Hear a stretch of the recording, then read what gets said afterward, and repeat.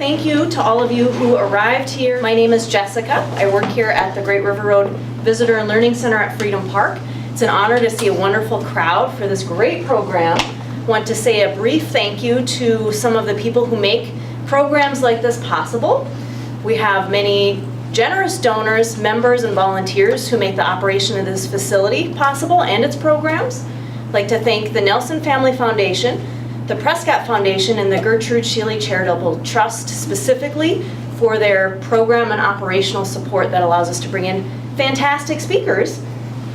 I want to thank Michael, Dennis, and Lisa for being here. They're going to tell you all about this book. We have books available. They are the experts, and they have some amazing photographs. So please enjoy this program, and if you have any questions about this facility, please let me know. We also have Emily out at the desk today, so we're here to help you. Thank you. Hi guys, welcome to Prescott. How many of you people here have had a wild mushroom? Most of you. That's good. Awesome. What's been the mushroom of choice that you've looked for? Morels. Mostly morels. Anyone else? Morels? Chanterelles. Chicken of the woods, hen of the woods. No, Black trumpets. It was in the fall. It was a fall mushroom. And That helps. A fall mushroom. It grows by stumps. Was it orange? It was brown. It was brown. That's hen of the woods probably. It was kind of clumpy, large. Around, yeah. Not like a mushroom cap type mushroom. No. Okay. Yeah, probably hen of the woods. So, are most people here pretty much comfortable with being in the woods and foraging and exploring and discovery? Yeah. Okay. So really what we want to do is sort of introduce the idea of going out in the woods and picking a mushroom and bringing it home and being able to safely recognize it, identify it, cook it and eat it, and have it be delicious. There are lots of edible mushrooms out there that are perfectly safe and perfectly worthless. So you could spend all your time going out there and picking them and cooking them and cleaning them, and all that effort is pretty much worthless because they don't have a good taste. And there's lots and lots of those. So like when I take people out and walk in the woods, I spend a lot of time fielding questions about, is this edible? Like, well, yeah, you can eat it, but it's not worth it. Like, it's just not going to be enjoyable, and it's not worth spending your time and effort on those mushrooms. And then beyond that, there are literally thousands of species of little brown mushrooms that are nearly impossible to identify, and you will just make yourself miserable trying to figure them out for the few that might be edible. And they really are difficult to collect in any numbers that makes them worth collecting. There's a mushroom out there referred to as Scotch bonnet. It's Marasmius aureates that is a perfectly edible mushroom, but it's kind of a yard field mushroom, very small, light brown. Again, they're perfectly edible, they're just more difficult to identify and more trouble than they're worth until you become a really adept mushroomer. So we focus on 13 species of mushrooms in this book that are super easy to identify and that are absolutely safe and they're wonderfully delicious.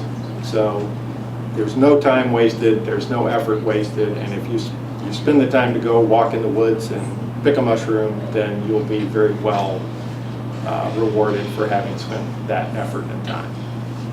So on the tables back there, and a few on the counter, there are little bowls of popcorn that are seasoned with dried mushrooms, and that's black trumpets, king boletes, morels, and chanterelles, and then seasoned sea salt and some herbs mostly like onion and garlic powder. Very, very little add in there, but a little bit.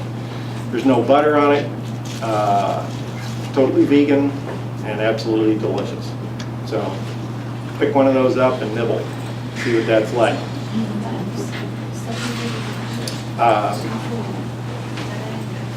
So, Lisa, you want to talk a little bit about what you do once you collect some mushrooms? Sure. We need to get everybody, make sure that yeah. And actually, I want you to describe what you do besides your mushroom hunter. Okay. So, thank you, Heather. If anybody wants a taste of popcorn. I just want to see what the taste like.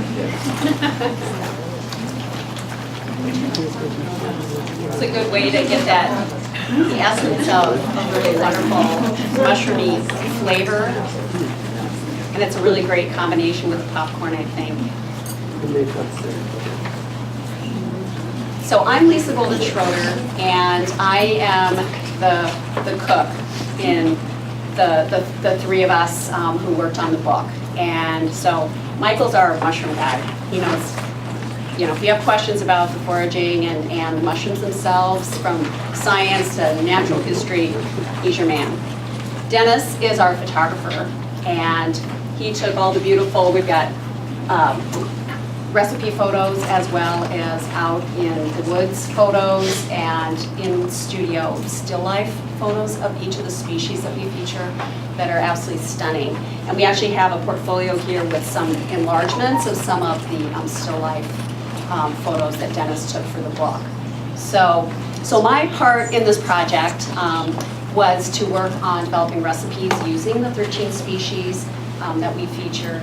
And my experience with wild mushrooms and cooking with wild mushrooms was not extensive. I had never foraged for wild mushrooms, with the exception of going out with Michael at one point, who basically led us on a guided tour through the woods that he had already scouted, because Dennis and I were doing a story about him for a blog that we do.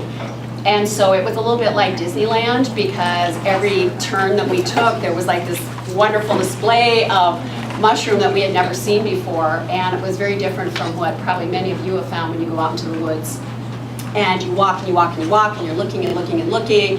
And maybe you're lucky to find a nice cache of morels, if that's what you're hunting for, or maybe you don't find anything at all. So during the production of the book, as we were looking for each of the species and getting the photos that we wanted, Michael was harvesting, he was drying mushrooms and doing other kinds of preservation, and then calling us and saying, I've got a big basket of lobster mushrooms or morels or whatever, and would rush them to us, or we'd rush to him to get them. And then I was working on recipes for the book. And the way I organized, the first part of the book is Michael and Dennis. And we've got chapters that are devoted to those 13 species, so you can learn a lot about the habitat of those mushrooms, what their affinities are as far as the trees that they might grow near or on, just some of the details that would really help you identify them correctly if you're out in the woods, and with lots of out in the woods photos and that sort of thing. The second half of the book is really a full-size cookbook, so there are over 100 recipes.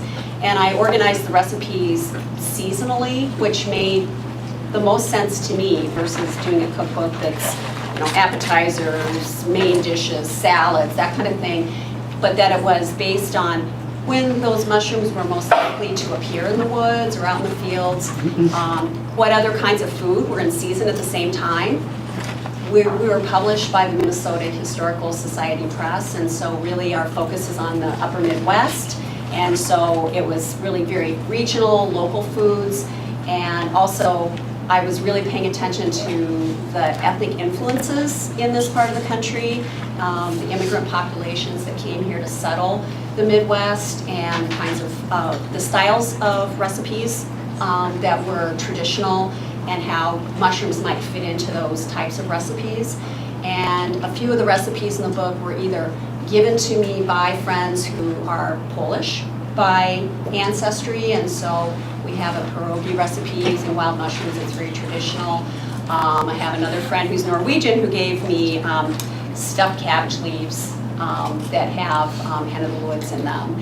And so it was kind of fun to talk with people who grew up in the Midwest and who had a tradition of foraging for wild mushrooms in their families.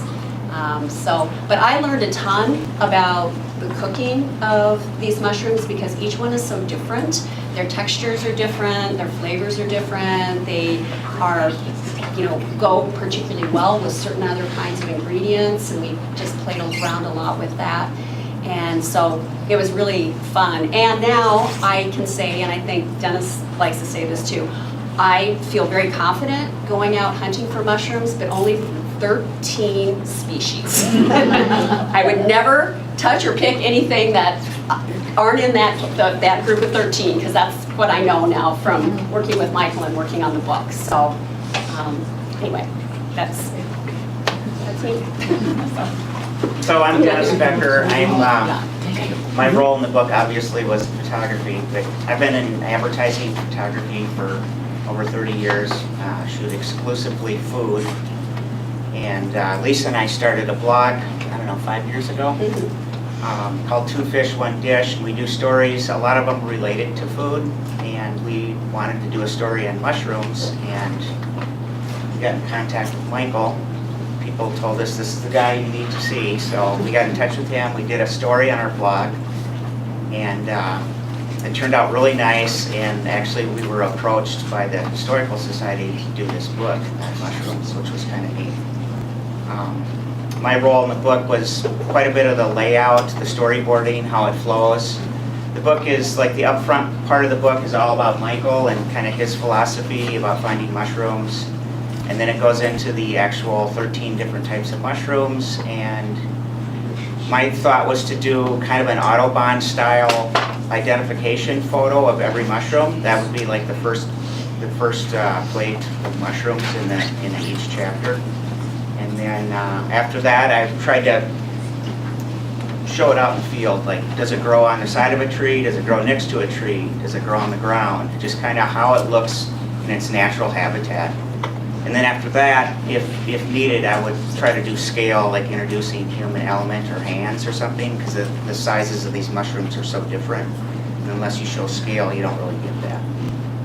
And then followed by the food recipes, and that's kind of like in Lisa and my wheelhouse. That's what we do for a living, so that I wanted to make it a little bit different than what I normally do. I wanted to shoot all the recipes with natural window light, and I didn't really have that in my studio. So I found an old warehouse window that I built wheels, and it rolls into my garage door at the studio. So then I have available light. So all the recipes were shot with natural light, which was kind of new for me and fun. It was relatively new for me as well, because I started out working in corporate test kitchens and developing recipes and writing about food, and do food styling for commercial photography. And so most of the time when we're working commercially for product packaging or advertising, we're using studio light. We're not generally, at least in this part of the country, we don't use a lot of available light photography. So it was it was fun for both of us to work in a way that we don't normally work when we're working for a client. So. And some of the outdoor shots of the mushrooms, if the light wasn't right, I brought scrims and stuff to soften the light. But also I would, if we found something, I would come back to it either at sunrise or sunset where I knew the light would be nice to get the shot that I needed. And then I was on call with Michael, like 24/7. He'd call me and I'd be at work and he goes, I found 2 king boletes, you gotta come. And I'd get off at 5 and I'd run out, like an hour and a half drive. But we got there like just dark. It was dark out, but I was able to get the photos. Michael had camp set up on this hill, like all this stuff's kind of guarding these mushrooms. It was pretty funny. But he did make it easy. It was like watching a fishing show. You walk out in the woods and he'd have like little wrappers so I wouldn't step on stuff. So that was pretty cool. But I've found some mushrooms on my own since this project started. Before the project started, I didn't know anything about mushrooms, and now, I'm confident enough to to find these 13 species. I look at it as like identifying a robin, you know? How many people don't know what a robin is? Well, it's no different than looking at these mushrooms. It's just one mushroom, I know what it is, I'm gonna pick it. If I don't know what it is, then, you know. Stays in the woods.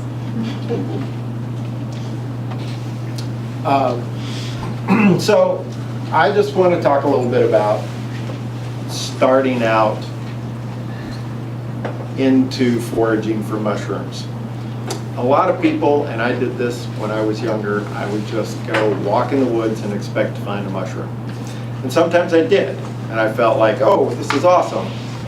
I've now learned something, but I really hadn't learned anything because I wasn't relating that find to anything else, whether it was the time of year, the time of day, the season, the moisture content, what plants were around, nothing. I was just walking in the woods and happening upon a mushroom and then feeling like, oh, I've done what I set out to do. But that was all just dumb luck. So part of what we did in talking through each of these 13 species is sort of introducing the idea of how you can more assuredly set out to find a mushroom. So those of you who have been morel hunting and you know much of anything about morels in this area of the Midwest, if you were going to find a golden morel or a blonde or a yellow or however you want to refer to it, Morchella esculentoides, that mushroom associates most commonly with elm and ash in our area. So if you know what an elm tree looks like, more specifically, you know what an elm tree looks like and you can find one that is dead or dying, those are the trees that are going to associate with a morel. So when you're walking in the woods, if you're just looking at your feet and you're walking to discover a morel, you're going to spend a lot of time walking around areas that just aren't going to be prolific or help you produce a mushroom out of thin air.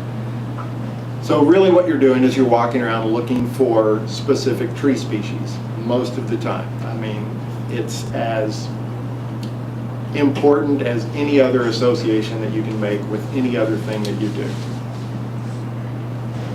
If you want to find black trumpets and you walk in a pine forest, you're going to find none.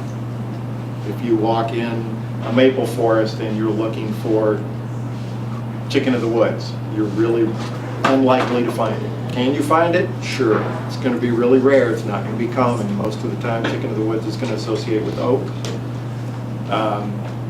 There are some references to finding chicken of the woods on conifer trees, which have been suggested that you do not eat because there's a compound that the mushroom is picking up out of that conifer that will make you sick. Not going to harm you, but it will certainly give you a tummy ache. Now, I, first of all, have never found chicken of the woods on a conifer of any kind in all the years that I've been hunting, but I have predominantly been hunting mushrooms in this localized area of the Midwest and south into Arkansas, Wisconsin, you know. So, but I just have never found it. I know the chicken of the woods, a specific species, grows on eucalyptus out in California, and that is also said to be a sickener. If you find it on eucalyptus, you just avoid it. Not really relevant to us here, but there are a lot of little nuancy things like that that are important to learn and know. But back to the tree thing. So most of the time, when you're walking the woods, you want to be looking for, you know, if you happen to find a chanterelle, well, now you know that it's season for chanterelles and there's going to be some out there and you can start looking for more of them. Well, the tree that associates with is oak, so look more under the oaks. So as you're walking around, look around and say, oh look, there's an oak over there, I'll wander that way. So tree identification is as important as mushroom identification in your search. You don't have to know the tree specifically to necessarily find a mushroom, but you're certainly going to be far more productive and successful if you find those trees that associate with those mushrooms. Now there are some mushrooms that don't do that. Shaggy mane doesn't associate with a tree. It's going to be found in small grassy patches on the edge of forests. We found all of ours for the Soccer book. fields. We found all of ours that we photographed for the book in the Blaine soccer fields. And there were thousands of them. It was just a Amazing. ridiculous thing. My son wanted to go out mushroom hunting with us, and I said, okay, let's go. And I didn't know where we were going. Michael's like, meet us over at Highway 65 and whatever it was. And Joseph was like, wasn't his idea of mushroom hunting. No, we just walked around a flooded soccer field. Yeah. And this is a good time for a note of caution. Like, we picked those mushrooms and we photographed those mushrooms, but we did not eat those mushrooms because they were on a municipal field, very likely to have been sprayed heavily with herbicides and pesticides. And mushrooms collect those materials that they pull out of the soil. And so you're basically just taking a concentrated, yeah, this is shaggy mane. These are from Blaine soccer fields, by the way. Yeah. You were perfect. Did you take that picture? Yeah. That's one of the ones in the book. Yeah, so it's important to know your grounds. Like I typically just point out quickly to people, don't hunt in cemeteries, don't hunt in any kind of park that is sprayed. If you're walking along nature paths in parks, I would ask specifically, do you guys spray along your paths? Because most of the time when you get out, such as in state parks, they're not going to spray anything that's not right on a trail. You know, most typically, it's going to be for poison ivy or things like that, and they'll spray right along their trails. So hunting those trails, better not, you know, it's better not to pick along those areas. So orchards, cemeteries, and parks, you know, ball fields, things like that, just avoid those because they certainly have a lot of different chemicals that get sprayed on them. Mushrooms are now being used in the industry for bioremediation. So they will take a mycelium inoculate and go into an area where there's been some environmental hazard, and they can inoculate the soil, or they can take in these bolsters of, they use either dried buckwheat hulls or straw, and they take these long bolsters, almost like pantyhose, that have been stuffed full of this material, and they'll lay them on the ground, and that will collect the water as the water runs off. That water will have those chemicals leached into them. Then they inoculate those bolsters with the mushrooms and just draw that out of that bolster and collect that material into the mushroom. There's been a lot of research done into this, and it's now starting to become a little more of a used technique to bioremediate hazardous materials. But anyway, back to finding mushrooms in the woods. That tree technique will greatly improve your chances of finding a specific mushroom that you're looking for. Going out in its specific season will greatly improve your likelihood of finding that mushroom. If you go out in the spring, early, April, May, June, very first part of June, that's when you'll find morels. If you're looking around elm and ash, until unfortunately Dutch elm disease gets in here and gets rid of all our elm, and the emerald ash borer destroys all of our ash. It'll be interesting to see what changes occur in that mushroom to see it associate with a different plant. It will. They do also associate with cottonwood. But we're going to see some changes in those mushrooms associating with a tree. It still has to do its thing. It still has to produce spores and repopulate, and so it will shift to, I know that I see some morels around cherry, sometimes more south of here. but there are some that associate with cherry here. So you're going to see a change in the guard of what tree it is for morels. But I feel like the most productive use of your time when you're wandering around out in the woods is looking for those trees that those mushrooms associate with. Hunting kind of that mid-range, it's called a mesic soil regime. It's where you have a really good balance between moisture and soil type instead of a really dry area. Those woods, if you have oak in there, are more likely to produce black trumpets, chanterelles. When those trees are damaged or die and fall over or break in a windstorm, then you'll get chicken of the woods spores that will take up in that. Those two, so if you take chanterelles and chicken of the woods, they have different relationships with those tree species. Chanterelles are growing in a mycorrhizal relationship, which is it's a symbiotic relationship where the mushroom organism under the ground, the mycelium, is sharing a relationship where it brings nutrients and minerals and water to that tree from further than the root system can bring the tree. So typically the root system of a tree does not much expand beyond its canopy. So if you look at the canopy edges, that's about where the root system is going to reach in a tree as well. They will reach out somewhat, but not greatly. That drip line around there is kind of the outer edge. There are some rootlets that will get out past that, but not tremendously. So, yes? Question. So, are you possibly hurting the tree if you pick up the chanterelle from? Not at all. Nope. The chanterelle, the actual fruit, the mushroom that you're collecting, Yeah, there's one behind you, right? is a chanterelle. That's just like the apple on a tree. So it's a fruit just like any other fruit. I mean, it's not technically a fruit, but it is a fruited body of the organism, which you typically don't see, which is a huge mycelial root system mat that grows within a substrate of the soil. And the fruiting body, the mushroom that pops up, that's just like an apple on a tree. So if you pick that, you do not affect that organism whatsoever.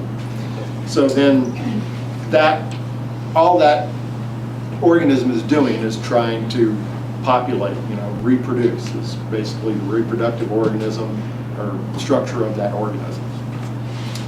So as we look at a relationship like that, a chanterelle, that mycelial mat can grow for acres. I mean, the largest organism in the world is a mycelial mat in Oregon.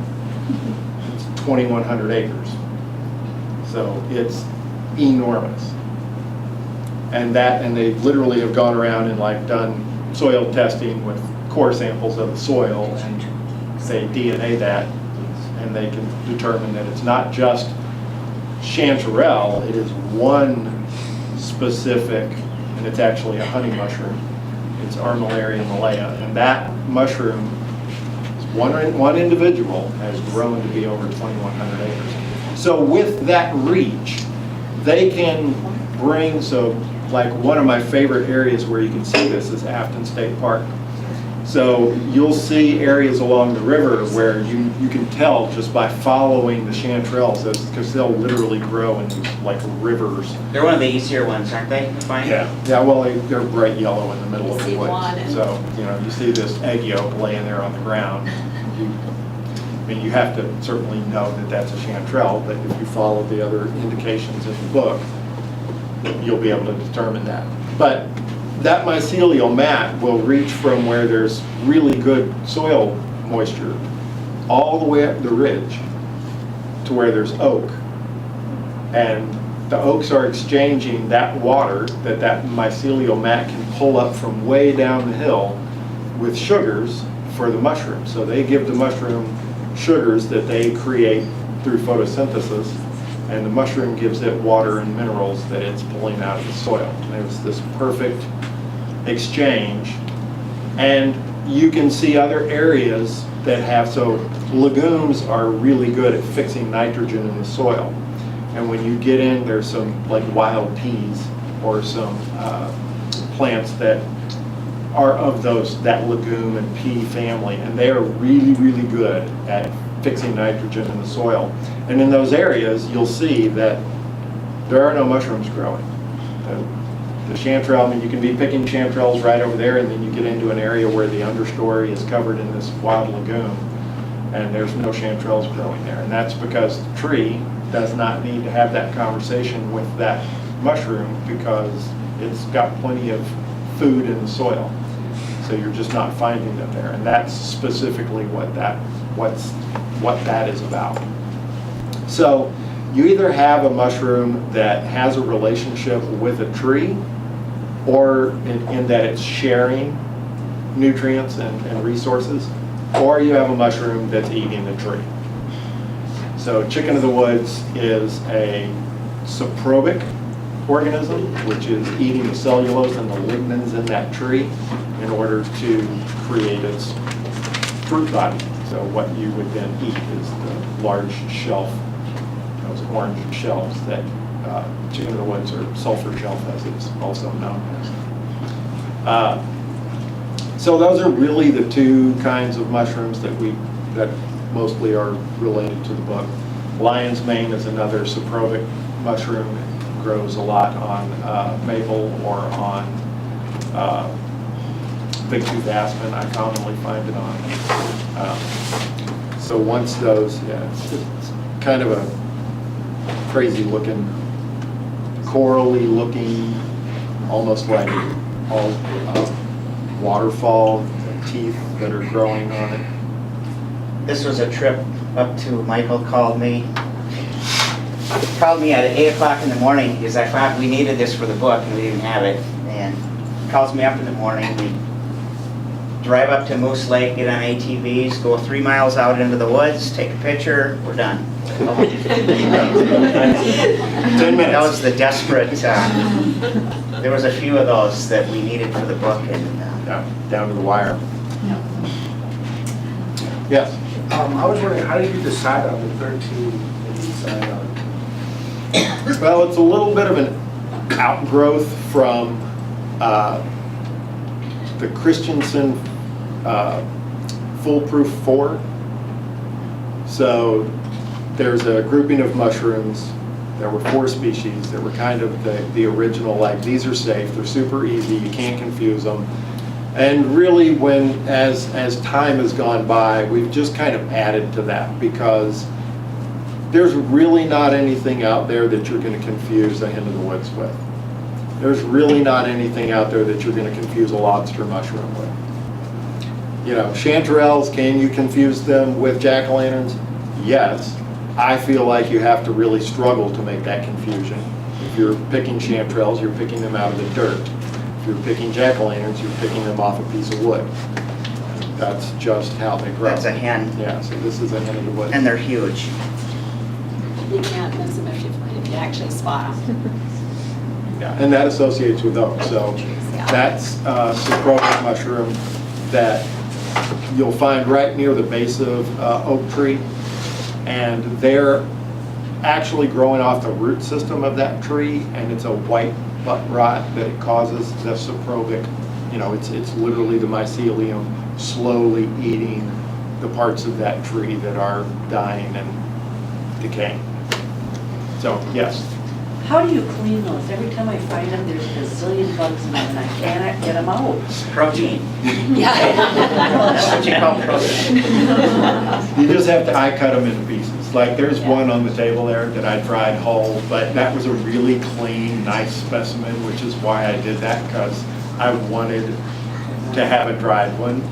It took forever. That was like a week in the dehydrator. It just took forever for that thing to dry. Most of the time, I just cut them into small pieces so that, I mean, hen of the woods does not, I mean, it will dry fine if you're going to turn it into a powder. I have no problem doing it that way, but most of the time, and if you do, typically you want to just slice it into slabs, and you know, you're going to get a lot of petals that fall off of that. But most of the time, I just cut those into pieces, and now I've cut it out, so that nothing can really hide in there. And I do the same sort of thing as I described earlier, where I shake those pieces into water that's cold, and that gets most of a lot of times, a mushroom takes 7 to 10 days to grow, sometimes longer. And if it rains in that intervening period of when it's begun growing, and especially with hen of the woods and chicken of the woods, they're known as an incorporative mushroom. So anything that it encounters in its growth, it will incorporate into its growth. So it will grow around a blade of grass, a stick, a twig. If rain gets splashed up on it that carries dirt, even sand, then it can incorporate that into it as well. It's not as common for it to incorporate that way, but it can.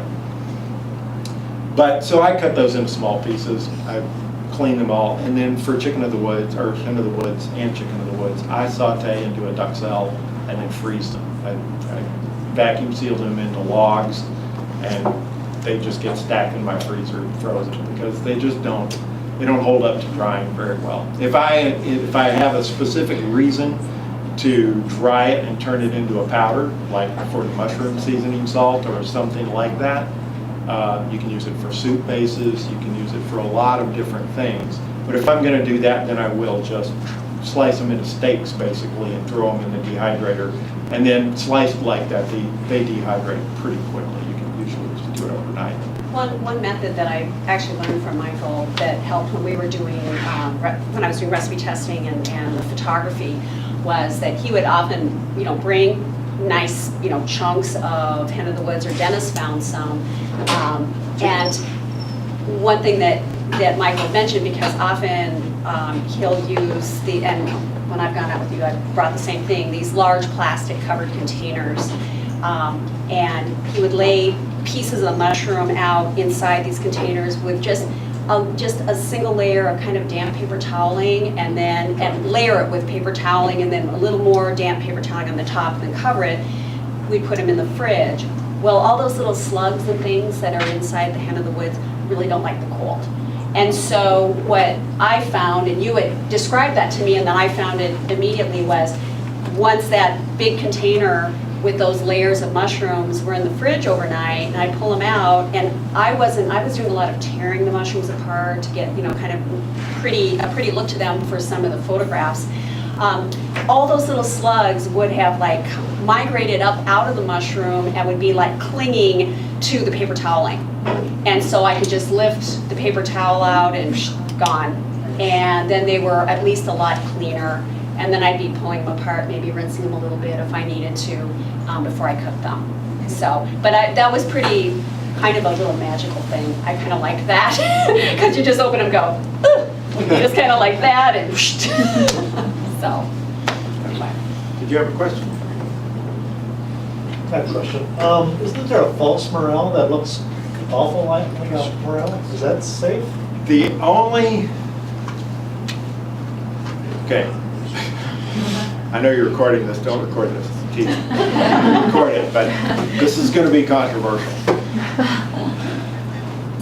There is only one mushroom that looks like you could confuse it. Like it grows on a stem, it has a wrinkly top, and it's called Verpa bohemica. And in America, we do not eat them. There are some people who will be allergic to Verpa bohemica. It's going to give you a tummy ache, might make you throw up, might make you need to go visit the bathroom. But morels will do that same thing to some people. So you're going to have people who are sensitive. Hen of the woods, same thing as a polypore. Some people are just sensitive to polypores.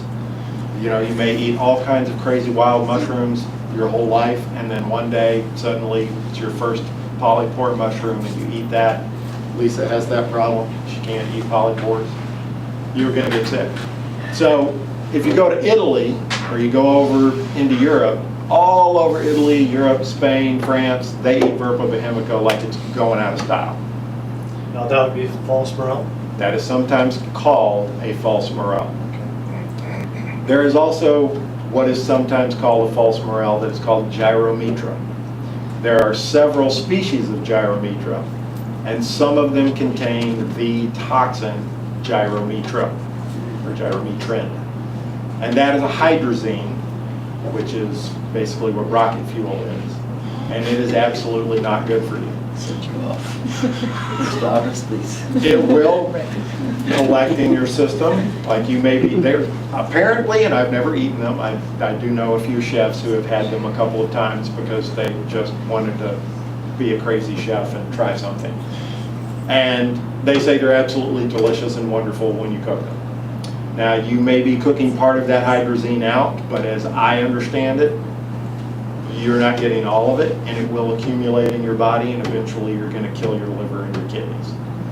So that species, I suggest people don't eat, because while there is one, which is Gyrometra carolinea, that species specifically does not contain hydrazine, no matter what anybody else tells you.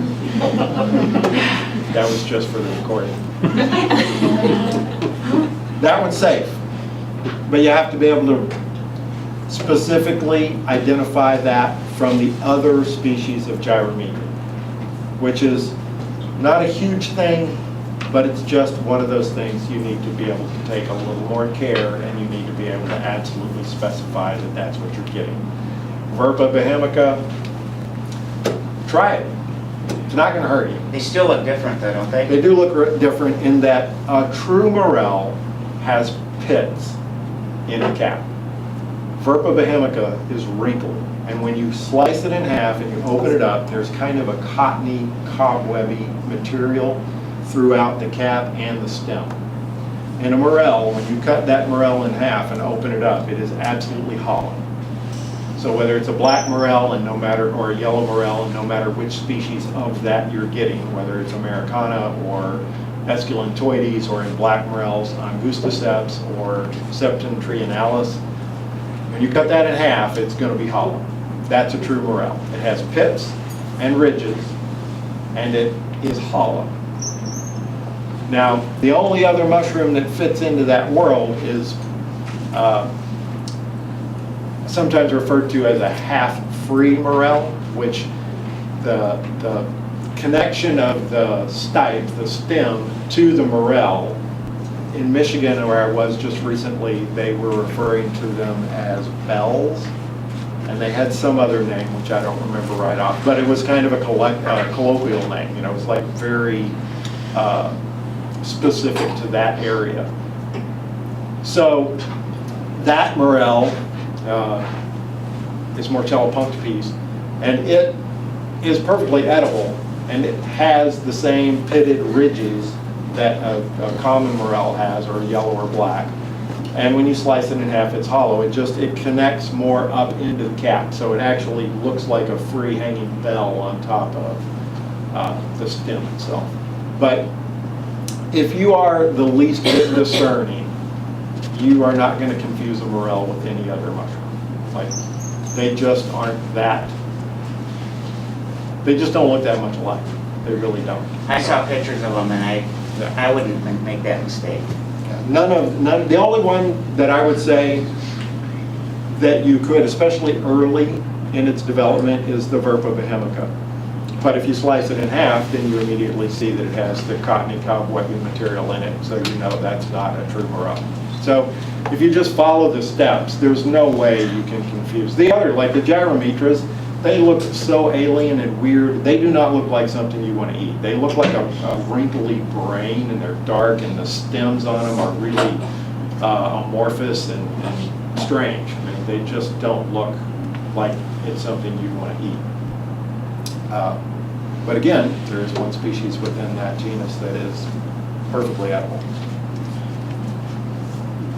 All right. Yes? Can you explain something about the summer oak-loving porcini or king boletes that we have here? What kind of species they might be? Are they? Well, so in the king bolete world in the Midwest, it's a complex. Like the king bolete, as it is known, we call it here king bolete. It used to be just recognized as Boletus edulis. That's what's in the code. Yeah. But we do not have Boletus edulis in the United States. Boletus edulis is only a European species. So as we're doing DNA testing and we're differentiating those species, and one will pop up. When the twin pair pops up here, point that out for me, the one that we did so late at night, point that out. Because it is a species that falls into what we call the king bolete complex. But it is not truly a king bolete, as, well, none of them are what we would call Boletus edulis. So we do have differing, well, what I'm suspecting are differing species, where we have the summer bolete that I find in July through August, and then we have fall bolete that I find up Moose Lake area. We have 40 acres up there, and I find those boletes typically late September to early October, and I find them like in large numbers. The summer boletes I find commonly, but they're very sporadic, and I'm seeing multiple. I can tell they're multiple species. They are not necessarily what we would consider confusing with Boletus edulis. But that whole king bolete complex is in absolute, it is so mixed up right now because, so I work with a project called the Minnesota Mycoflora Project, and we are trying to create a compendium of all of the macro fungi in Minnesota.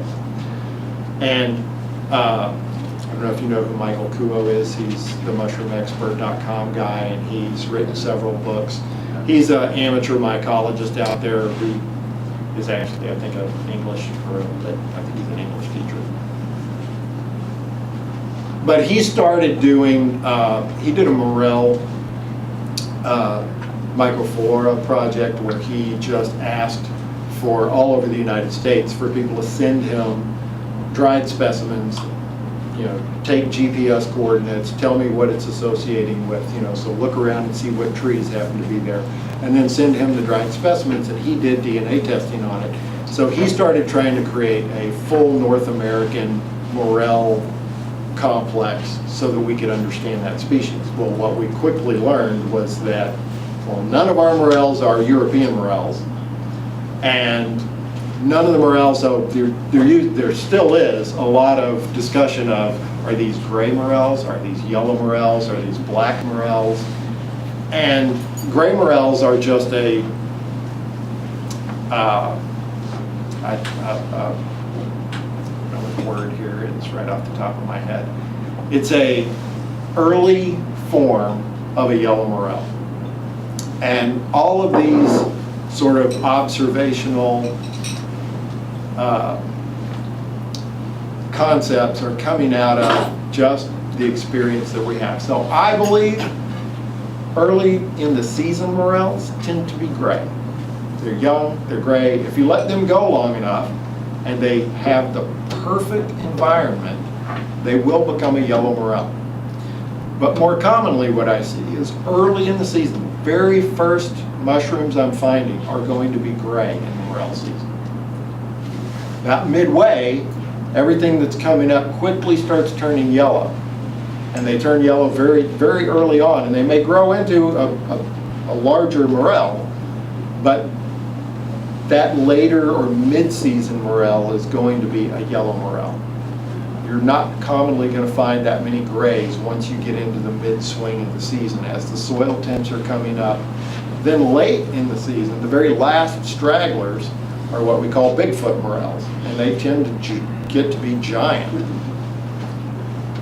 So I think there's something going on within the sclerotia that is produced that mycelium, and a morel actually creates like almost like a truffle organism under the ground. So it not only has the mycelial mat, it's not only growing in association with this elm tree, but in that root system and complex, it's going to also have this large kind of tuber-formous material that it then uses that energy stored to do its fruiting. And I don't know if it's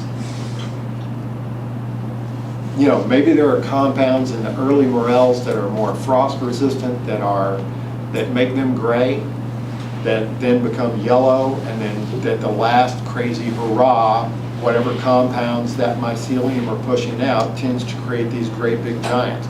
Because I've let many years of early season grays, I've watched that spot. I know I'm in a safe place where no one's gonna happen upon them. I'm like, I'm letting these grow into Bigfoots. I want them to get big. And they don't. They quickly contract some bacterial infection and they rot. They get a mold on them. They just are not going to become, they might get bigger and they might start turning yellow, but usually by the time you've left them long enough where you should have grown a big morel, it just doesn't happen. So I feel like the same sort of thing is happening with king boletes. There's a different king bolete specimen that we're getting in that earlier season, the warmer season, as I guess you found them. Those mushrooms are still associating with oak. I've never found them where they were not in an area with oak. Most commonly what I find is that season and timing is really unfortunate because, yeah. So you got these, and then you got these, right? Yeah. So this is what we would typically consider to be Boletus edulis. But this, while it has reticulation on the stipe, it has a white pore surface, it has this brown to cream cap. Like everything you have, it does not have that fat bulbous base.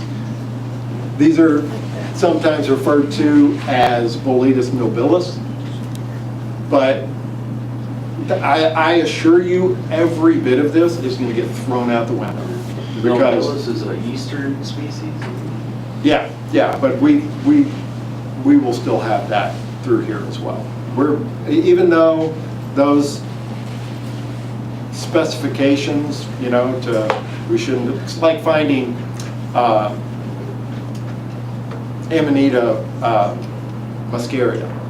Find Amanita muscaria out west, it's bright red with white flecks on it. Here you find it's kind of just what I like to refer to as tequila sunrise. It's yellow with kind of a brighter orangish with those flecks. It's the same species, different variety is how they try to call that. That's the fairy tale mushroom, right? Yeah, that's the You see Alice in fairy tale Wonderland. cartoons? That's the classic. The Mario Brothers mushroom. Yeah. So do you think most of our July king boletes are Boletus varieties or separans? I think that's all going to get thrown out the door, every bit of it. I think the DNA testing we're doing in the Mycoflora project, just like so Michael Kuo just finished a chanterelle survey, and most everything we thought about chanterelles is just getting scrapped. It's like none of those are, the species of chanterelle that we imagined them to be based upon the morphological criteria. So you look at that and you say, that looks like a chanterelle that I found in France my whole life, must be that species. You do the DNA testing on it, it's absolutely not the same species. Morphologically, it looks exactly the same, and you ask a Frenchman to come over here and pick chanterelles, and he'll pick them and tell you that's what they are. Not the same mushroom.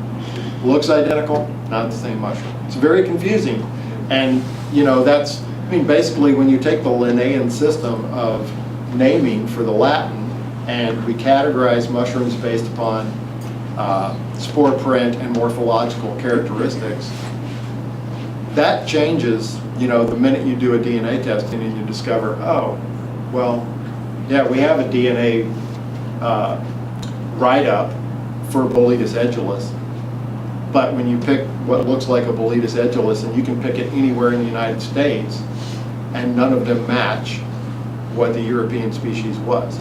So the more we're sort of getting this data coming in, there are mycoflora projects in many other states.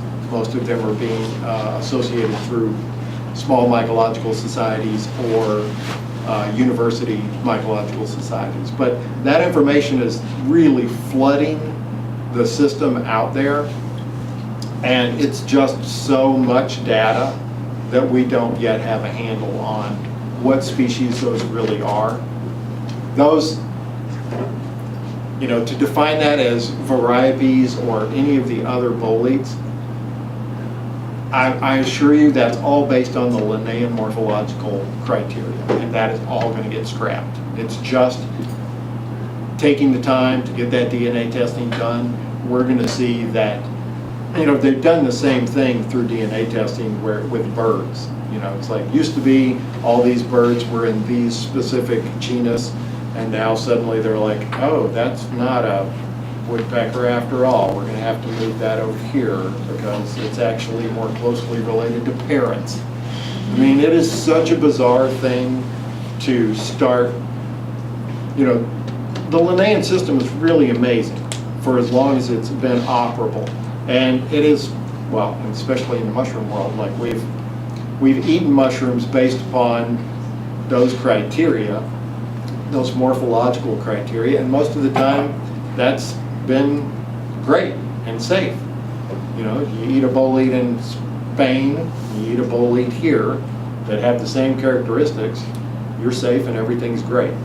But, you know, where there's a downfall there is with Amanita phalloides. So in Southeast Asia, throughout Southeast Asia, there's a mushroom there called the patty pan mushroom, which everyone there knows very well, and they eat it all the time.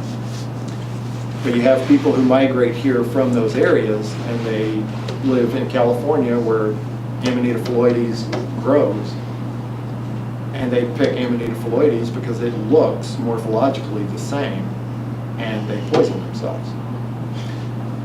So there's a lot of differentiation between these different species that we believed were a particular species based upon that old Linnaean system and those morphological characteristics. But that's changing and going away very rapidly. Interesting. I just said one other thing. Where are those little purple spots? There's one purple spot on the cover on that bolete.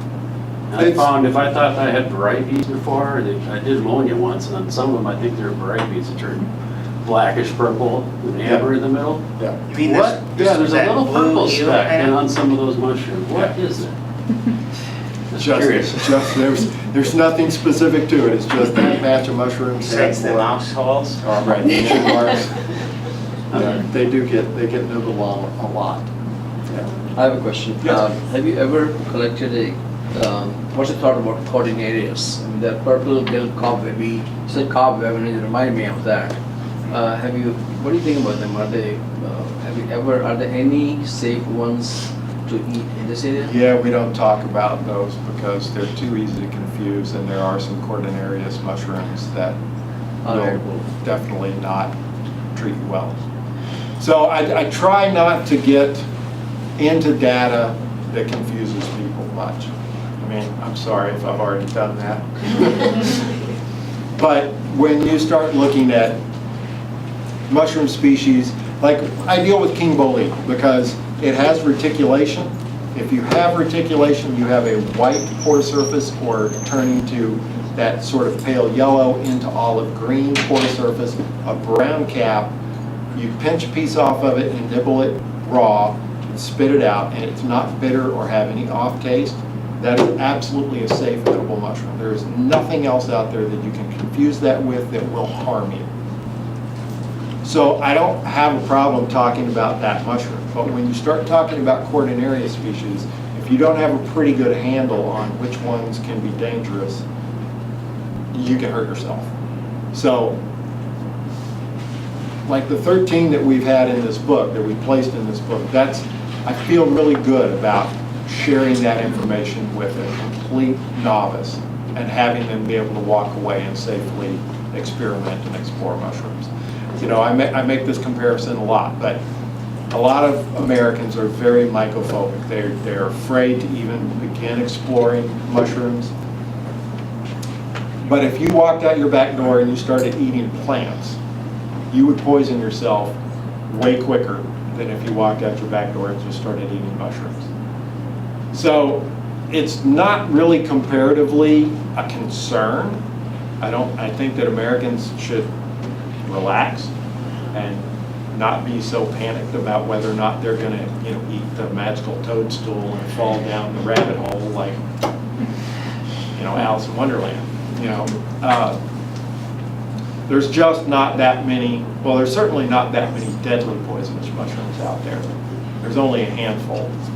But there are some that will certainly make you wish you were dead for several days. Yeah, it's not a fun experience. I've never had it. I've been really cautious. I know lots of people who have had that day. But I have some sensitivity to chanterelles. So, and I've been trying to sort it out for years. Sometimes I eat chanterelles, I feel awesome. It's no response or reaction whatsoever. They were delicious. I'm like, whoo, that was amazing. I got to do that again. The next time I do it, I spend the whole next day with this low-grade, nauseous knot in my stomach I that had makes a me feel like I'm reaction going to to throw up. black trumpets. Yeah. Yeah, so you never know. And it's one of those things that each individual brings something to the table that, but it's like with any others. Strawberry allergies or peanut allergies or, whatever else you may have a sensitivity to or allergy to. Mushrooms are the same way. It's like, can you just eat any mushroom? Probably not. I have a friend who's violently allergic to shiitakes, which I've never met anyone else ever. And we go mushroom hunting all the time. He picks all kinds of crazy mushrooms out there with me and eats them. None of them bother him. But if he goes to a restaurant and somebody slips him a shiitake, he's sick the whole next day. And I mean like magically violently ill. So, anybody else have any questions? Yes. What is your definition of a mushroom? The reason I ask that is because somebody out in the woods or wherever, picking whatever they're picking, how do they know that this is a mushroom as opposed to just another plant? Because some of those that you're showing up there are just so varied. And you use the statement that you cannot get sick from this or that. But I might pick that thinking that it's a mushroom wherein it's a plant. And I get violently ill because I thought it was that mushroom. Okay, most plants are going to be green or have some greenery on them. And that's, photosynthesis. No mushroom is going to have green. I don't know of any green mushroom out there. I might be wrong. I mean, there are some greenish tinges, but not a green mushroom. And a mushroom looks like it's the fruit of something. Like it looks like something. Yeah. But when you experience this, So when you see it growing on a tree, you're Yeah. gonna know it's not just a plant. yeah, this is going to grow at the base of a tree, and when you touch it, it feels fleshy It does. and cool Kind of moist. to the touch. So, but I would assure you, and I promote really profusely, do not eat anything that you are not 100% certain of what you're eating. But bring it home. Crack open the Google and just start Googling anything you might imagine that it is. I'll warn you of this. Most parks, most places that are open to the public to collect mushrooms are not open to you collecting plants. And you can get a really serious fine, and you can actually be banned from that park. You might even get banned from every state park in the state if you were caught collecting plants in a state park. So don't collect anything that's green.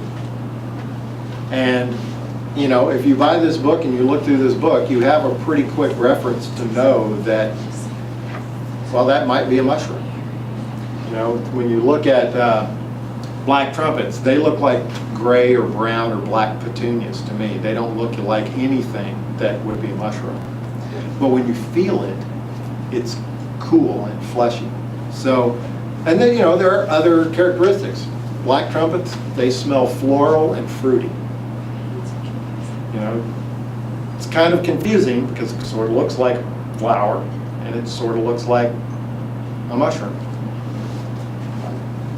So this smells like watermelon rind. And what's that? That's pheasant back. It looks like pheasant feathers on the cap. What's the one that you come out 2 days from now on your lawn and you see these big humps of whatever? The white, bright white ones. Well, there are several species that it could be. Most of those lawn mushrooms, especially around the Twin Cities, I see this a lot after a good rain in the summertime. It's a mushroom called Chlorophyllum molybdites.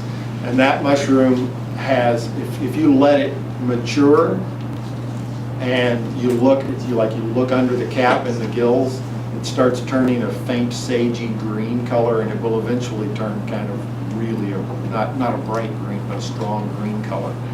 And that mushroom's lovingly called green puker because it has a cousin that looks almost exactly like it, but has a white spore print, or will produce a white spore, and the gills will remain white. And that one's delicious and edible. But that's why you have to do spore prints. You have to do a spore print and see what color spores are going to fall out of that in order to safely. Explain the spore prints. They're not in the book, by the way. Yeah. Yeah, They it's are. not one in the That book. variety is not in the book. So if you take a mushroom cap, like your typical mushroom that grows on a stalk and has a cap, cut that stalk off, you put it on a piece of paper. I like to use a piece of plexiglass or aluminum foil. So you just tear off a sheet of aluminum foil, put that mushroom cap on top of it, put a bowl over it, and just leave it for about 4 hours. You can then take that bowl off and pick up that cap, and you'll have a perfect print of what the spores are that fall out of that mushroom. So Here's one. yeah, so this is what that can look like, and this is an agaricus species. It has this brown spore print. But using that spore print can help you identify what mushroom that is. So, as in the case of the parasol, the shaggy parasol mushroom that I was talking about, the one would give you a white spore print and the other would give you a green spore print, and you would know that one's safe, that one's definitely not one I want to eat, because that one will ruin your week. Yes, you had a question?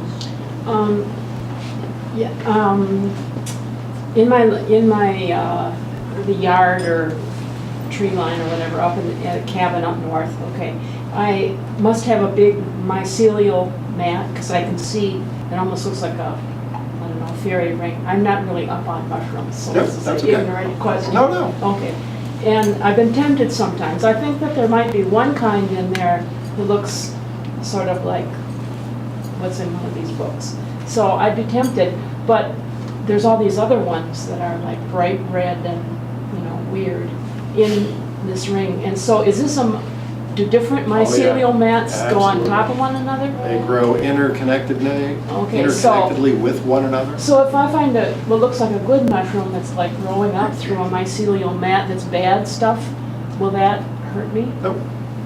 They all, it's just like us. There's bad people who live in a community and good people who live in a community. And the good people aren't going to go bad, just because they live next to a crazy person. They're totally safe. All those So the organizations- rain doesn't stir up the toxins or anything like Nope. that? The toxin is contained specifically within that organism. It's, you can even put poisonous mushrooms in a basket with safe mushrooms. I recommend you don't do this, and I talk about this pretty strongly. Keep your mushrooms separated by species, just because as a novice, there's no reason to do that. And if you're collecting both for the pot to eat, and you're collecting because you're trying to learn specific mushrooms, definitely keep your edibles in one area and those that you're exploring in another. And while there are edible Amanita species out there, I strongly suggest that no one explore the Amanita realm, because the most deadly mushrooms that we have exist within that. So you take out an entire huge chunk of the opportunity for mushrooms out there by avoiding amanita mushrooms. And those are the ones that have the red or the reddish yellow caps. Lots of whites. Lots of different Lots ones. of whites. Yeah. Yeah. Tell Okay. them about how these, Yeah, so, that's kind of related on what you're talking yeah, about. so this is a lobster mushroom. And this mushroom is kind of odd because it's actually a mushroom that is engulfed by another fungi that completely absorbs it and makes not a poisonously inedible mushroom, but a palatably inedible mushroom awesome and delicious. So this most commonly attacks a species of Lactarius or a species of, oh, I lost my spot. Anyway, it attacks a mushroom that is inedible in that it has a peppery, hot flavor to it. So if you were to pinch off a piece and put it in your mouth and chew it, it would burn the inside of your mouth. Like it's almost like a hot pepper. And that mushroom gets completely absorbed by this other fungi, this hypomyces, and it turns it into this wonderful, delicious mushroom. Now, this hypomyces has a cousin that attacks those summer boletes most commonly, which infuriates me because it just destroys them. It doesn't make them edible and delicious. It makes them gross and destroyed, and it's sad. But it is a strong summer fungi that's out there. Can't tell you how many of those summer boletes I've lost to that hypomyces.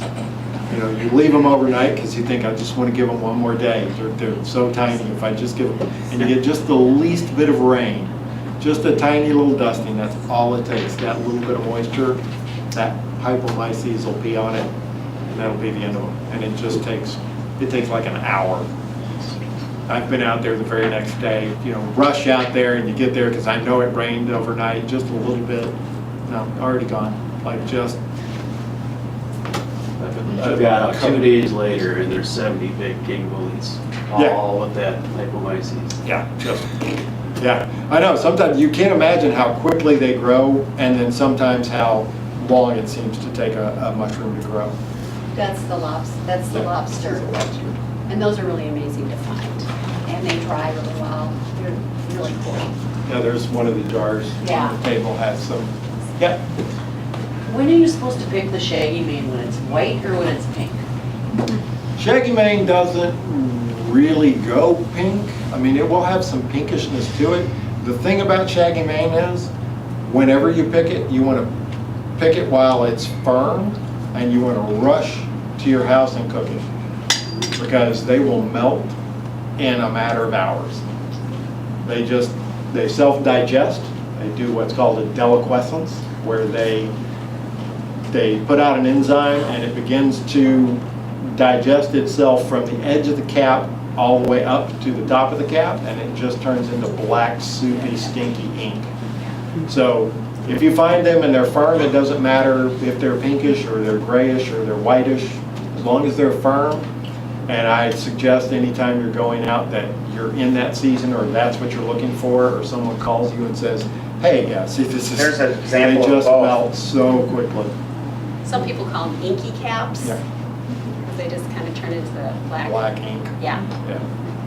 Yeah, so I always try to take a cooler with me that has some ice packs or something in it, so that if I get something that's that sensitive, I can, isolate them to that one spot and try and keep them whole as long as possible. Especially, you go out and you find them early in the day. Honestly, there's no point in even picking them. Sometimes I'll find a patch of them and it'll be early, so I'll just leave that patch there and I'll go do my whole day and I'll circle back around so that the last thing I cut and put in my bag is the shaggy manes, because they'll go so quick. Especially if they're even slightly older and they come up shaggy manes grow really fast and they have a really substantial and strong turgor pressure. I mean, they'll push up asphalt without problem. I mean, they can just push right through it. It's crazy how strong that mycelial structure can be and how much pressure it can create. So, yes, sir. So when you're going out for a hunt, where do you recommend going? Like if it's off the beaten trail, but it's at a state park, or it's at some sort of reserve or something, it's just out in the woods? So, as Lisa was saying earlier, this book is structured so that it goes seasonally. So that if you go out in the early spring, for us it's kind of later spring because our spring almost never seems to come. This year, you know, my black morel patch, which is my first morels that I find, I went out there at the date that I found 10 pounds of them last year, and there was 3 inches of snow on the ground still. I went back out 2 weeks later, and I picked a few, and then I went out a few days later, and I only picked a few more, and then we had that hot weather, and that was the absolute end of my black morel season. It was super constrained and late. So when you follow the sort of guidelines seasonally, so really our next, like you can still find some pheasant backs, especially with the cooler weather we've had here and there. If you get down in some of those lower valleys that don't get a lot of sunlight, get in there after the moisture, you can find pheasant back right now, guaranteed. But the next big edible push that we're gonna have is gonna be chanterelles, and they'll start around the 1st of July. You might, this year though, after that 100-degree day and the warm weather we've had, you might see them a week early. So it might be late June. But then you'll have chanterelles, and you know, so when the chanterelles come in this early July period, you'll be looking under oak because that's what they most commonly associate with. So wherever you go, whatever park you go in, and please make sure that your park allows mushroom. And if they don't, take great care not to get caught mushroom picking, but I would suggest you continue mushroom picking. I'm a guerrilla mushroom picker. I frankly believe that those parts that suggest that you not be able to pick a mushroom are misusing public land.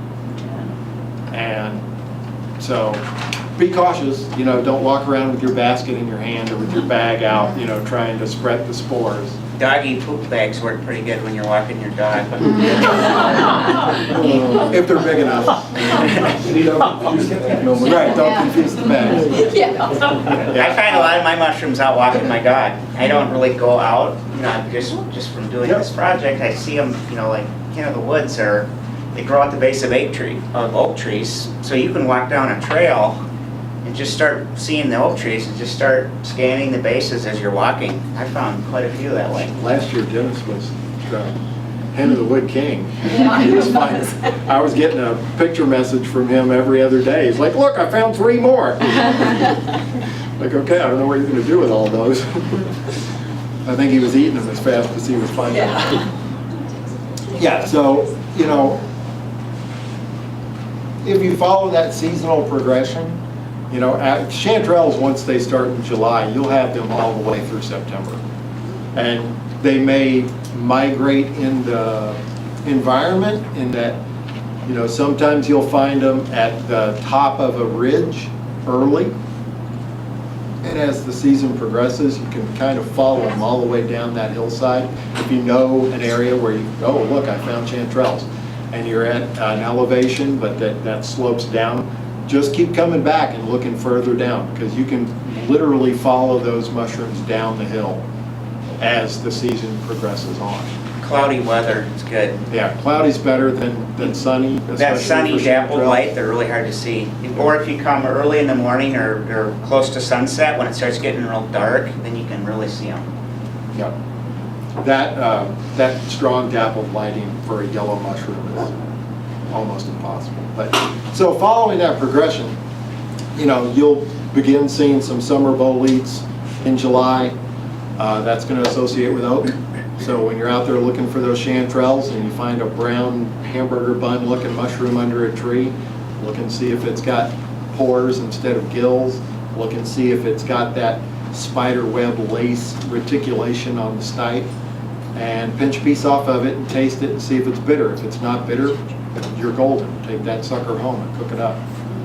So you want to be looking for those trees within the season that you know are going to produce the mushroom that you hope to find. So, you know, as you get a little later into the summer, well, even now, it doesn't make any difference. From here on out, you'll be able to find a broad spectrum of the edible mushrooms that are in this book. You might find chicken of the woods right now.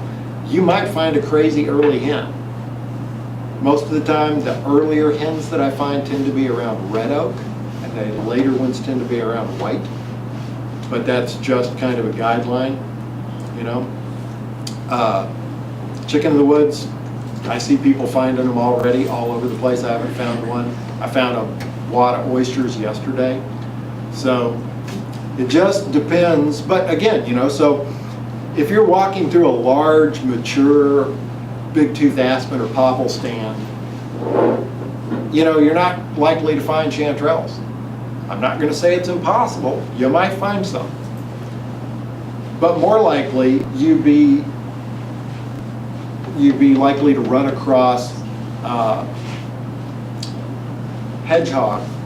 You'd be more likely to run across a downed popple tree that has a big flush oyster on it. You'd be more likely to find Hericium, the lion's mane.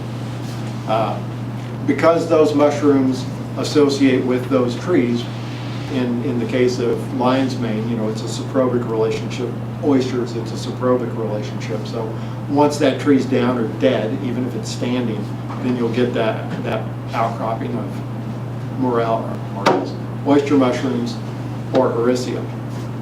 But again, so you're just looking for the seasonal timing and the tree that would fit that particular species of mushrooms within that seasonal timing. So, you know, looking for morels, I field these questions all the time throughout my season. Is, you know, people are hunting in August and they want to know, so where can I go to find some morels? I'm like, well, you can go anywhere you want next year, because you're not going to find any. And I always get someone who's like, hey, I found a morel, and they send me a picture, and I'm like, that's not a morel.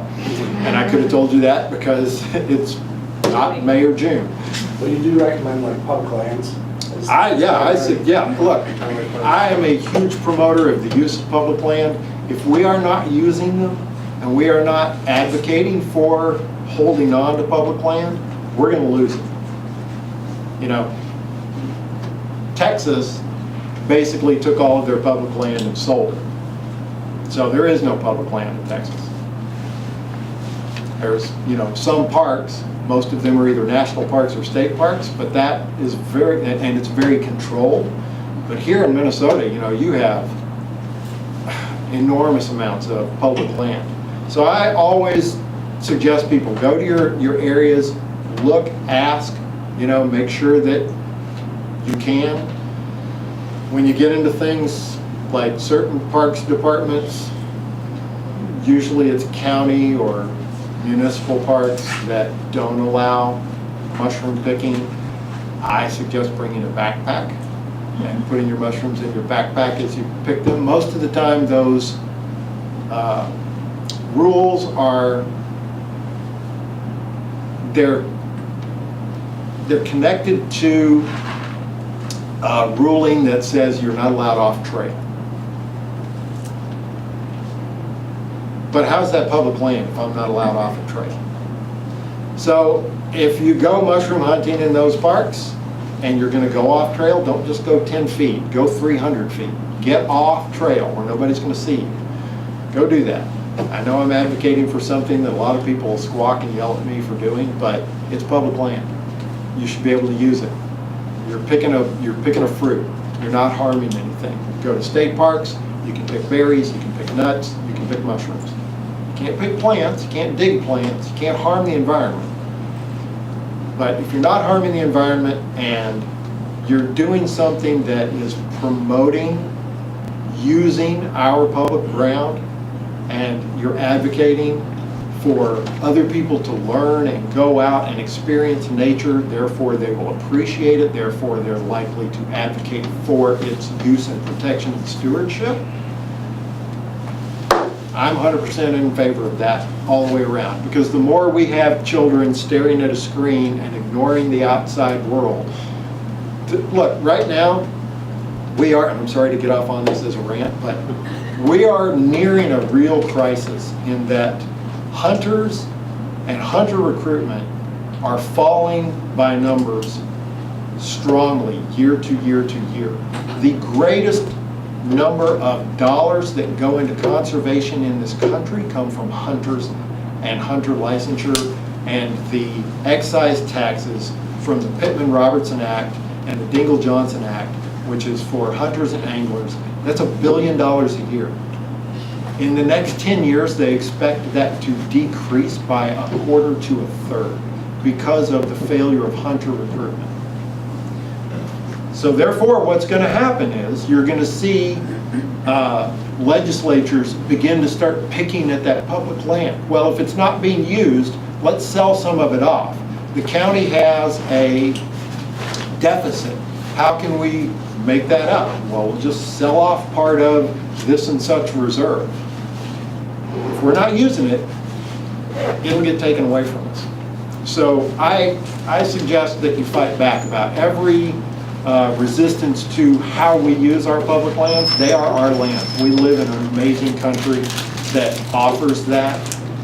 To be able to utilize land that we've paid for, that we've set aside, get out there, man.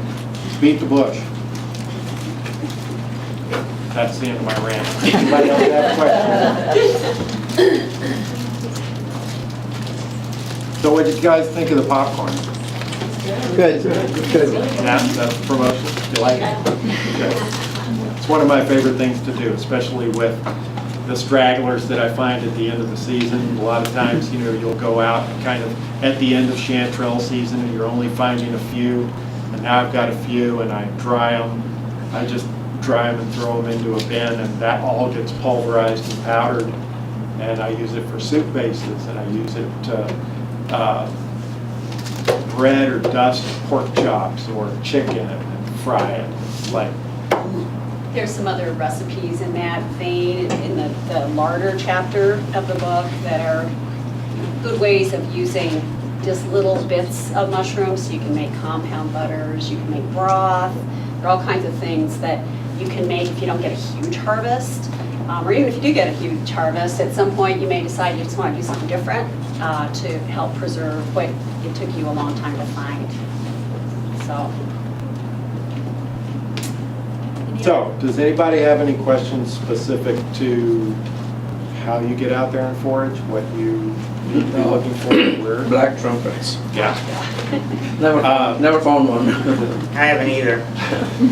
It's very exciting to find them. How do you avoid it? Yeah, black trumpet's my favorite. Yeah, it's my favorite mushroom. It is such a strange, well, here, let's just do this real quick.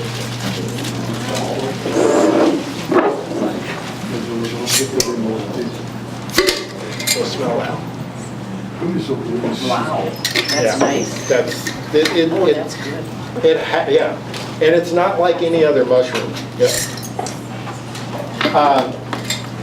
When you pick them, so like when you pick chanterelles and you put them in a basket and you get a good, you know, a good basket full of chanterelles, you stick your nose in there and smell that, it smells fruity, like apricots. It's a strange sort of disconnect for us, because when you are looking at it, you know, you have in your mind mushroom.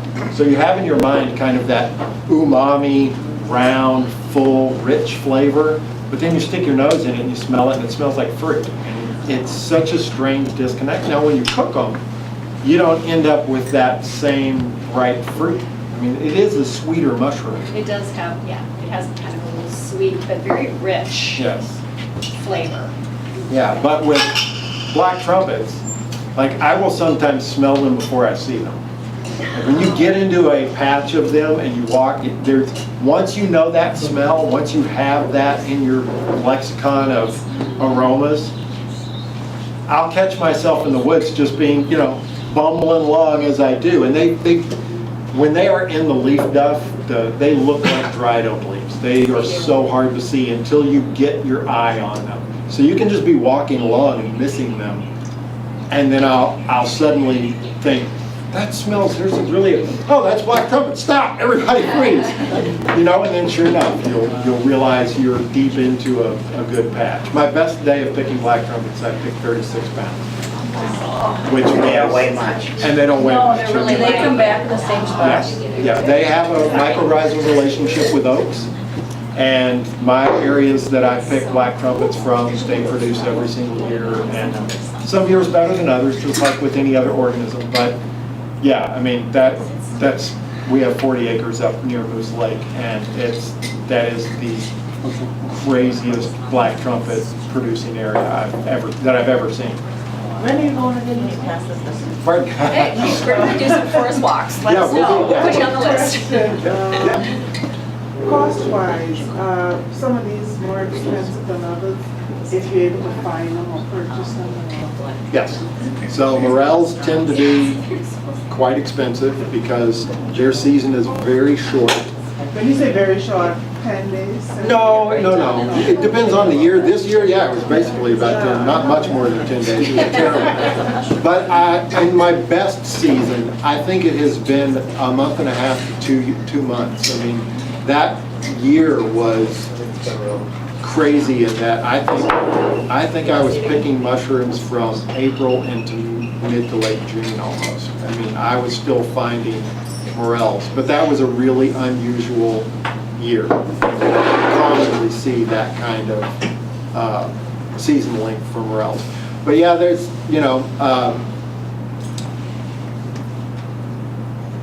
a lot of the wild mushrooms, which are truly wild, like you can't cultivate chanterelles. There are some people who are doing it, but it's ridiculous and haphazard. And I think the most consistent success has been literally where you plant a fir tree in a pot and then you inoculate the soil with chanterelle mycelium, and so you have a potted tree that's growing mushrooms in that pot, and then they just have a huge greenhouse full of these trees.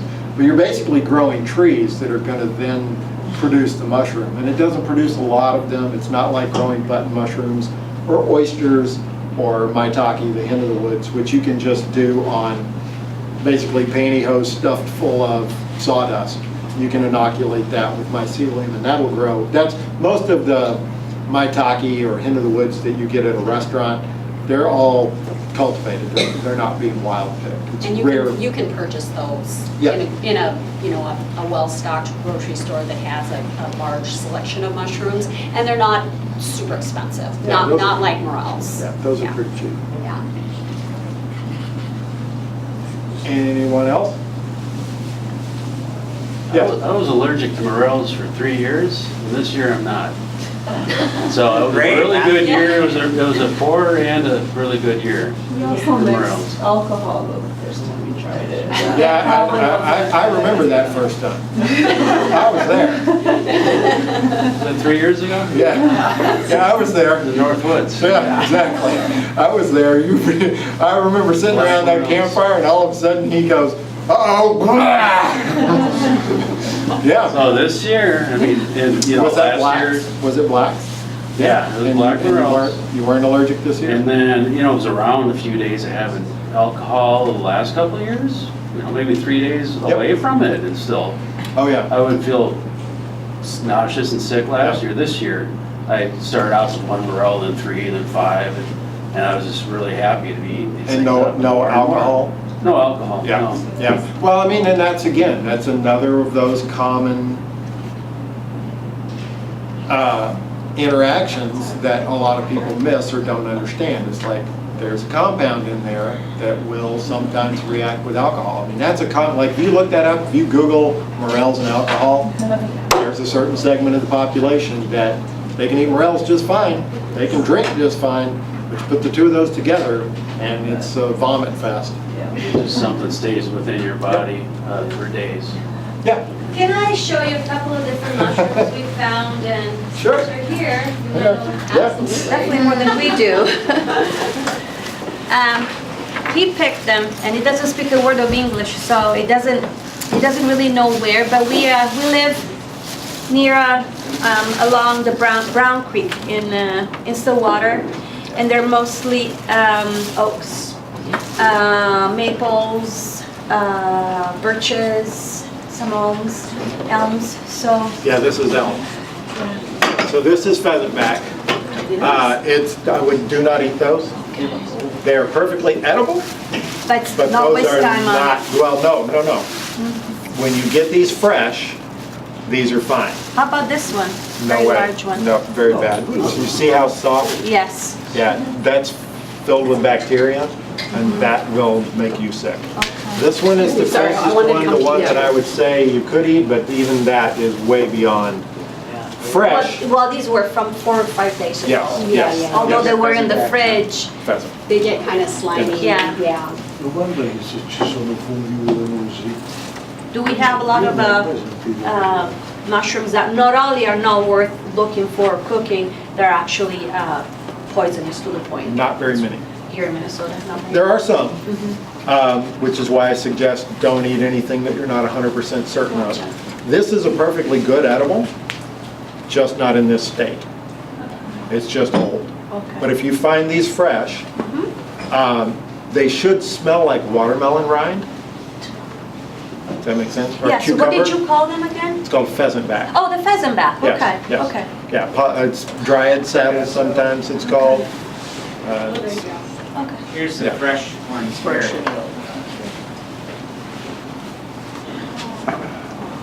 Yep. So when they're in this state, you see the bottom? See how yellow and Yellow, rotty yes, looking that is? yes. That's not good. But this bright white, it smells fresh like cucumber or watermelon rind, then that's great. All right. You usually trim kind of around Yeah, it, yeah, the right? stalks on these will be really tough and chewy like And beyond. woody, yeah. So I would just cut a circle around that and use just the outside edge. Okay, good to know. And All it's right, very good. thank It's you. very good. Of course. Thank you. Yeah, yeah. I'm glad somebody brought in a Sample. sample. It's a fresh specimen. It's not fresh. No. We should mention here some of the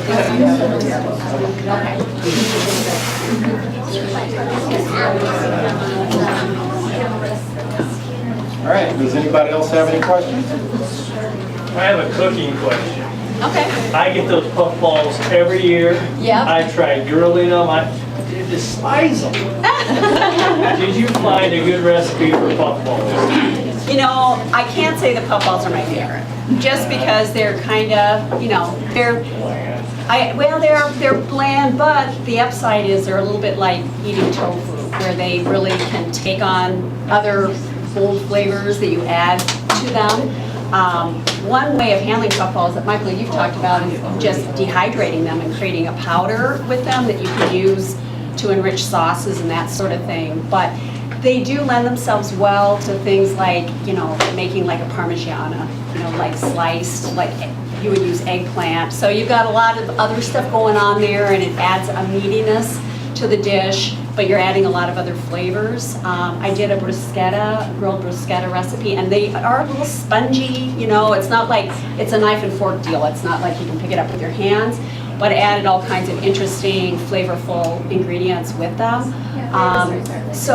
There you go. Coincidence. There you go. I think that you do tend to see people subbing puffballs in for certain recipes, like a Parmigiana, that there's, a really spicy tomato sauce and that sort of thing with it. They just don't really have a whole lot of flavor. I think it's important that you use the smaller puffballs that are still nice and firm and white. Some people, find these giant ones and you slice into them and they're kind of a little yellow and kind of marshmallowy, and they get a little don't. sour. I'll get They big get a ones little that are sour. fried. Yeah, perfect. We can just That's take awesome. it there. And if they're still really firm and Yeah, everything, why but anything with- they just don't do much for you, Yeah. basically. Yeah. I'm sorry. I wouldn't go out of my way personally as a cook to hunt down a giant puffball, there are other varieties that are species that I would be way more interested in getting my hands on. I'd like to try them cut up real thin like French fries and put a lot of breading on them and deep fat fry them. You should, you know those new air fryers? Spice themselves. Yeah, exactly. Yeah, Yeah, that's what I thought. That's my experience with them. but- yeah. They work really great when you dehydrate them and powder them. Yeah, And that's then just use them to bread everything. Bread your walleye with them, it's awesome. Yeah. Really? Yeah, it's fabulous. I mean, it's just one more little nuance little in that flavor. flavor palette. And by dehydrating them, you're concentrating the flavor, and that is a mushroom that dehydrates well. There are other mushrooms like, I'm trying to think what some of the mushrooms that don't dehydrate as well, and you lose the flavor. Chanterelle, you lose a little Chanterelles you flavor do. from, I mean, as people well as do hedgehogs. dry To me, I Yeah, don't hedgehogs. dehydrate them ever, Yeah. because while they're cool looking, they just turn into a tasteless powder. Yeah. They just don't add much, and they get really kind of chalky. Like to try and rehydrate them, to use them as pieces, No, it's just not worth it. You can powder them, tea. and they're okay, but you do lose, for whatever reason, the real Well, flavor. that's a good tip on the puffballs. I'll try dehydrating Yeah. and powdering them. Yeah. They work. Well, especially if you have them, it's, Right, Lots of right. yeah. That was our Gotta hardest use- mushroom to find in the book. Bad puffball year, at least in We our found world it was last snowing year. out. The one that Lisa I found by her found- house, it was actually snowing out. And I drove out there in the dark to That's the find one I it. threw in there. Yeah. We found them the year before. Yeah. All over the place. Yeah, well, I know We needed them. the year before we did the book, I had 5 giant ones, right kind of under the trees along the side of our yard, and my husband was mowing the lawn, and he like runs in the house and goes, "You gotta come see what's in the yard." We never had them before. And so that last year, I'm like, don't worry, they're gonna start growing in my yard in another week or 2. Didn't have a one. So, anyway. Anyone? Just one thing, what Yeah. kind of rasolas do you keep?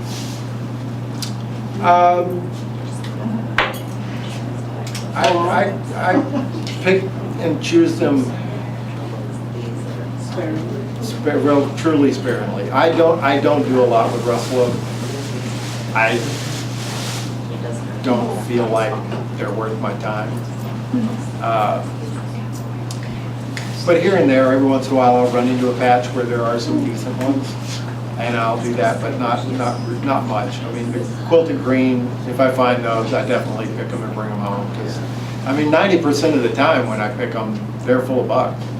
I mean, I think it was Anna Garanday. Do you know Anna? She's from the MMS. I think she said, I just don't even bother bending down for them anymore, because they're just always full of bugs.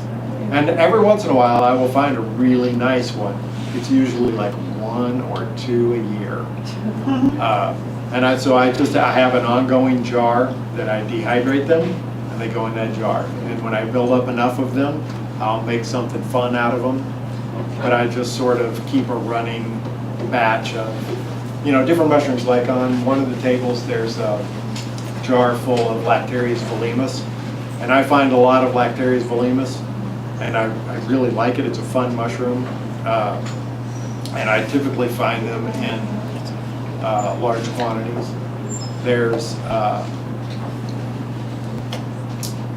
the Hygrophorus rusula, do you know that? Yeah. I love those. That's Oh, a really? fun, yeah. I don't understand that one, I didn't make them right or something. Oh, well, so I think that that's kind of like a Agaricus species, where, it's like our plain button mushroom. It's like, wow, why would you even bother? Well, if you take that mushroom and you slice it and you give it its space in a pan, and you cook it till it's crisp, that mushroom is awesome.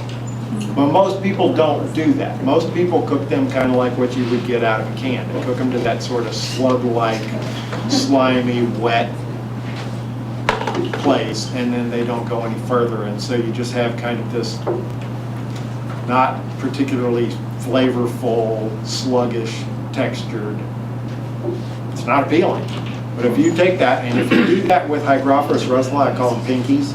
But if you take those pinkies and just slice them like 1/4 of an inch thick, lay them in the pan with lots of room around them and butter them and let them cook until they get crispy on the edges, that mushroom is fabulous. Gotta try that again. So I keep the green ones too, and the purple and the red shrimp. Yeah, purple and red. Yeah, shrimp russelas are great. Yeah. But I mean, most of the time, I find they don't travel well, and I burn a lot of ground when I'm hunting. Like I really put on the miles, and so sometimes I have one set aside, and I'll take them in my backpack and wrap it up in paper towel and put it in I have some plastic bins that I keep in my back. I'll put them in that, and I get them. It's the only way I seem to get them home without them being, as the brittle gills do. Yeah. They turn into This is not a mush. species that's in the book. Yeah. Yeah. How much time is spent scouting out, like scavenging, compared to actually picking? A lot. Like I spend way more time walking around in the woods than I ever do picking mushrooms because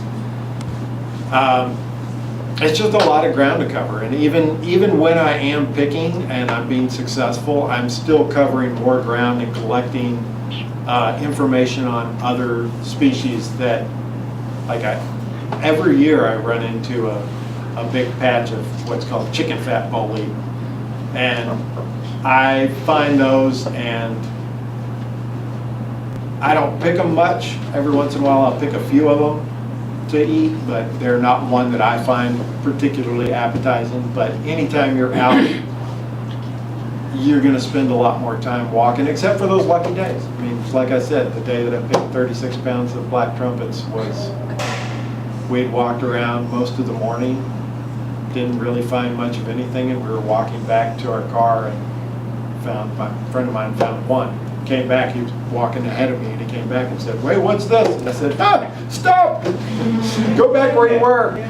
And then once we got there and started looking, it just turned into, oh my gosh, the entire hillside for the hundreds of yards was just covered in black trumpets. And we picked, I think that was October 6th, and that was up north in Moose Lake.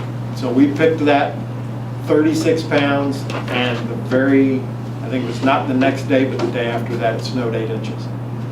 So I was right down to the wire of the season. And then 2 years ago, when I was out sitting, and that must have been November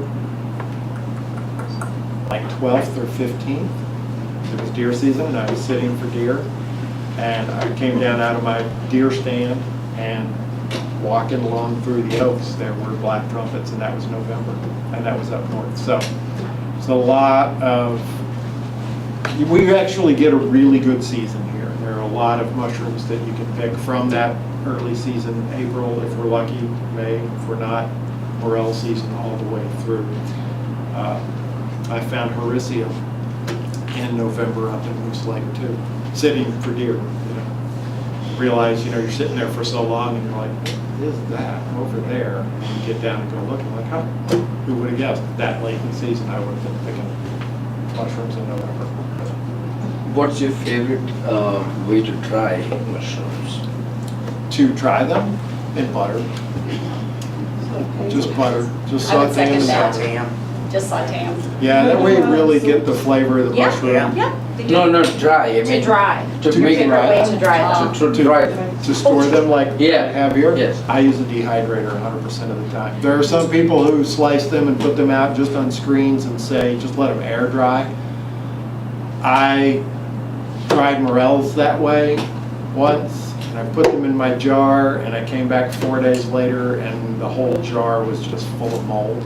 Mush, yeah. And that was the end of that time. I just said, and I was just trying to save time and space in my, not to have to run the dehydrator. So everything that I put in a jar or in a bag or any sort of dried storage now goes through the dehydrator very well before I consider it stored. Oh, that's what they cook now with the air fryer and dry it.